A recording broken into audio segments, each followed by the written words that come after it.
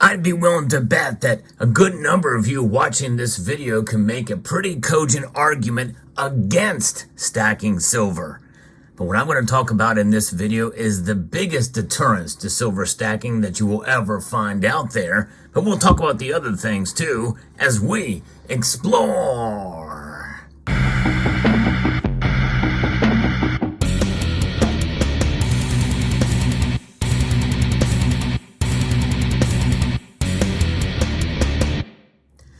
Making an argument against stacking silver is probably easier now than we've seen in a number of years, considering the price performance of the metal. But I've been putting out videos lately trying to encourage silver stackers out there to think about not only price, especially thinking critically about the price, but thinking beyond price when you stack silver. And that is something that I think that once you grasp that concept about stacking silver and the value of it, the historic value of it compared to the price, then it makes it a little bit easier to digest and make the case for holding silver in your portfolio. But it's all about a measure of balance, and it's about understanding the price performance of the metal, understanding the volatility, and the overall upwards trends of silver's price to preserve your wealth. But you can be punished for that, and that is the biggest deterrent, is punishment. That's right, you work hard to accumulate money.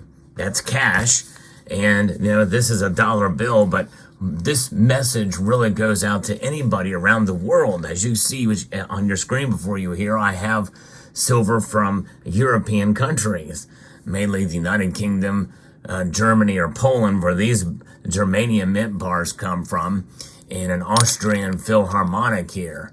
Lovely coins, but if you are in Europe, you especially know what I'm talking about. What is that big deterrent? What is that big obstruction that prevents people from stacking as much as they'd like to? It's difficult to make a case for wealth preservation when you're going to be paying money to the government just in order to stack your silver. Punishment, indeed, with a value-added tax is the biggest one.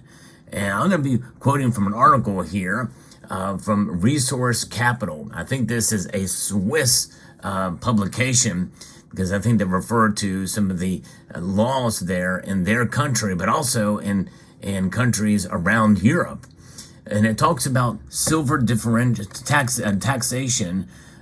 silver and differential taxation. What is differential taxation? Essentially, it's resellers have to pay a lower sales tax on certain goods. And that means that if you can differentiate between other goods to the low side, that may be a benefit. It seems like silver is differentially taxed to the upside, though, in European countries. But in a sense, silver should not be taxed at all in any country, in my view.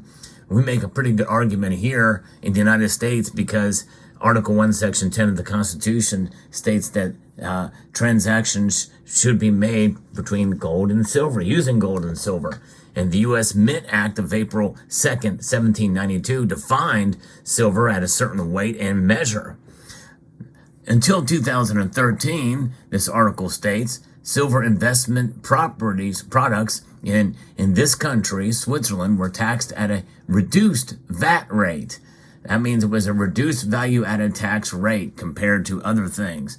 The tax advantage was abolished, and differential taxation for silver coins from the European Union countries became a common practice. In 2022, the differential taxation of silver coins was then classified as unlawful, with the exception of collector silver coins. Yeah, it's crazy. So that means that they were taken away. Well, what is a collectible silver coin? How do you define that? There are certain coins, such as what I refer to as better bullion, otherwise known as semi-numismatic. And I'm going to show you a piece that likely you have never seen before by the Perth Mint. They sent this to me along for review, but this is a piece that is probably considered bullion, although it does have a limited mintage. This is the Arthur Pendragon coin. It's the first issue in a new series called Camelot. And this is probably the first time you've laid eyes on this coin. and it is spectacular indeed. As they sent there, this is the author, according to the legend author, the King of Britain, son of Uther Pendragon, and Igraine was raised by the king's seneschal. He came to the throne after pulling the sword Excalibur from the stone in which it was struck. And this particular piece is very well designed. You can see there, you can see the figure with the sword there. Pretty dramatic representation with the cape. Nice multiple levels of a matte finish on this thing. I wouldn't say necessarily deep frosting, but it is a bullion strike, but it does have multiple levels of finish to it. It is issued under the island of Niue. As you can see, there's the seal on the reverse of the piece, and you can see all of the different shields there that embolden this piece. Very well done, evenly struck. I like that kind of wooden background, and you can see the different shields for the knights at the round table there. It has a $2 denomination on this particular coin. It comes with a certificate of authenticity as well. But I don't know. I don't know if this would be considered bullion or not, but it does have sort of that matte and proof type finish to it. It is a $2 denomination, 3 nines pure silver, and 1 ounce with a reeded edge on it. But just very well done. I don't know how this would be taxed. This austere mint is a European mint, so I'd be very curious to see how that would go. But according to this article here, these would be treated differently. Collector coins would be treated differently like this. So that is something to consider. And where do you draw that line between bullion, better bullion, semi-numismatic, and numismatic? 10,000 for a bullion coin is a really low mintage, but for a collector coin, it's not extremely low, but nonetheless, there it is, and it's a fine piece for sure. In 2023, silver coins were anything but sought after in Germany. It's because the premium often amounted to around 40% compared to only around 4% for gold coins. Really, that is the case for collector coins in general. Then you have that high premium, and then you're talking about a VAT on top of that, and makes it really cost prohibitive, even as a collector. Silver coins could now become more attractive now because the differential taxation for mint coins appears to be returning this year in 2024, both in Germany and in other EU countries. So differential taxation very well could benefit if you were to thinking about buying a coin like this. It's pretty amazing, yes indeed, to see that this could possibly occur. It's because the differential taxation for mint coins appears to be returning. The decisive factor is that silver coins are imported via an EU country that has a lower import VAT rate than Germany. Poland, which has an 8% tax compared to Germany's 19%, would be particularly suitable here. Investors who want to buy silver coins should therefore keep a close eye on the price and follow developments. This new approach has not yet been approved, though, by state tax authorities. About half of silver of uses is as an industrial metal, as I've talked about in the past.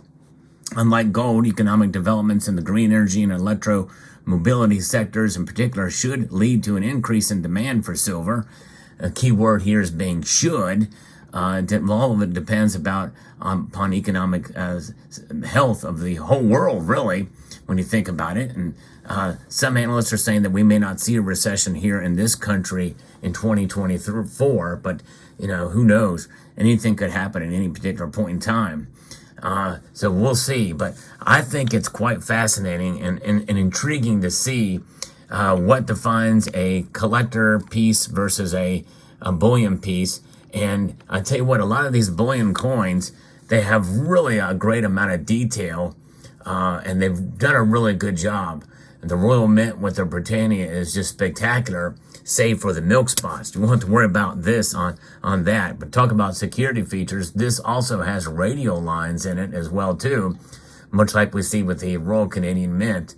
And they did a really good job on this for this first coin in the series, heavily detailed for sure in this piece. So let me know what your thoughts are about taxation. That is a big deterrent, but you know what? there are ways to skirt some of those legally. I think secondary buying from the secondary market, not new pieces, is one way to do it. I think that's the case in the United Kingdom, but it could be for other European countries. Here in the United States, I'm not really sure how that works with local coin shops, but I think you still have to pay if you are being charged tax. But stay tuned to this channel, because I have been keeping up with a lot of the legislation that's been proposed in many of these states to do away with taxation on gold and silver coins. So stay tuned. I also keep up with the latest news with regards to precious metals.